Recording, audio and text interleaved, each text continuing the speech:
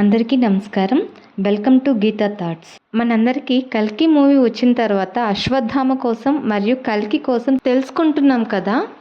వ్యాస మహర్షి చెప్పినటువంటి కల్కి అవతారం ఎలా ఉంటుందో ఒకసారి తెలుసుకుందాం. కల్కి అవతారం ఎప్పుడు వస్తుంది? కృతయుగం నుంచి ఇప్పటి వరకు శ్రీ మహావిష్ణువు 9 అవతారాలు ఎత్తడం జరిగింది. ద్వాపర యుగంలో కృష్ణావతారం తర్వాత రావాల్సినటువంటి అవతారం కల్కి అవతారం 10వ అవతారం. కల్కి అవతారం రాలేదు, కానీ వ్యాస వాక్కు ప్రమాణం.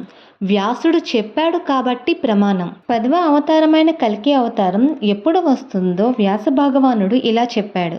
అసలు ఎక్కడ స్వాహాకారము సత్కారము ఈ రెండూ కనబడవు, అంటే యజ్ఞయాగాలు ఉండవు. గోవులు విశేషంగా వధించబడి గోమాంసం తినడం లోకంలో ప్రారంభమవుతుంది. వివాహ వ్యవస్థ నిలబడదు. తల్లిదండ్రులను చూసే బిడ్డలు ఉండరు.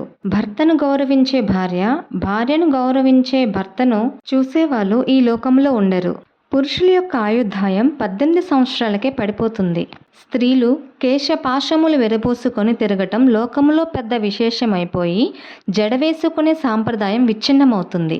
పురుషులు 18 సంవత్సరములకే మరణించడం ప్రారంభమైపోయి ఆయుధాలు క్షీణించిన తర్వాత ఆ సమయంలో శంభల అనేటువంటి గ్రామంలో విష్ణు యశస్సు అనే బ్రాహ్మణుని కడుపున కల్కి పేరుతో శ్రీ మహావిష్ణువు 10వ అవతారంగా జన్మిస్తాడు. ఇది ఎప్పుడు జరుగుతుందంటే కలియుగం చివరిలో కృతయుగానికి ప్రారంభానికి మధ్యలో జరుగుతుంది. ఆయన అవతారానికి గుర్తుగా పాపులందరికీ భంగకర వ్యాధి వస్తుంది.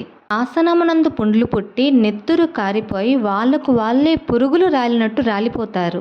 ఎక్కడ చూసినా వ్యాధులు ప్రబలుతాయి. పరమ పుణ్యాత్ములైన వాళ్ళు ఎవరైతే ఉంటారో వాళ్ళు మాత్రమే శరీరాలతో ఉంటారు. ఆయన శ్వేతాశ్వాన్ని ఎక్కి కాషాయ పతాకాన్ని చేతిలో పట్టుకొని అధర్మంతో మిగిలిపోయినటువంటి బలవంతులైన రాజులను, వాళ్ళ రాజ్యాలను అర్హత లేకపోయినా సింహాసనం మీద కూర్చొని శాసిస్తున్న వాళ్ళందరినీ దునుమానుతాడు. దాంతో కలియుగం పూర్తవుతుంది. కృతయుగం ప్రారంభం అవడానికి ముందు జలప్రలయం సంభవించి నీళ్లతో భూమండలాన్ని ముంచెత్తుతుంది. ప్రతి కలియుగం చిట్ట చివర వచ్చే అవతారం కల్కి అవతారం. కానీ కల్కి అవతారాన్ని ఒక్కసారి స్మరించినా నమస్కరించిన పాప బుద్ధి పోతుంది. ఓం నమో నారాయణాయ నమః.